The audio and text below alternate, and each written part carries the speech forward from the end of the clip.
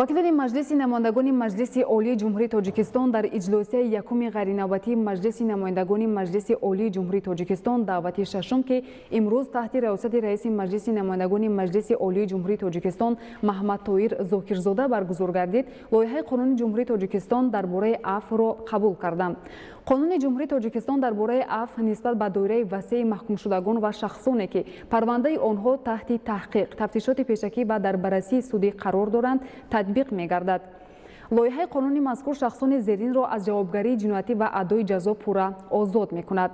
шахсоне ки аз беэҳтиётӣ ҷиноят содир кардаанд, шахсоне ки нисбати онҳо иҷрои ҳукм мавқуф гузошта шудааст, ҷазо нисбати онҳо шартан татбиқ карда нашудааст, ҷазоро дар колонияҳои ислоҳии сукунат адо мекунанд, шартан пеш аз муҳлат аз адои ҷазо озод шудаанд, ба ҷазои дигаре ба маҳрум сохтан аз озодӣ алоқаманд набуда маҳкум шудаанд, барои ҷиноятҳои хусусияти иқтисодӣ дошта маҳкум шудаанд ва зарари моддии расонидашударо пурра талофӣ кардаанд. лоиҳаи қонуни ҷумҳурии тоҷикистон дар бораи афъ пас аз муҳокима қабул гардид.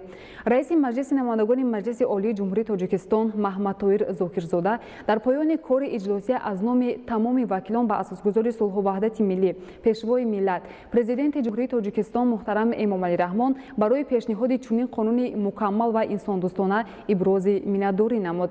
бо ҳамин иҷлосияи якуми ғайринавбатии маҷлиси намояндагони маҷлиси олии ҷумҳурии тоҷикистон давати шашум бо садо додани суруди миллии ҷумҳурии тоҷикистон ба кори худ анҷом бахшид.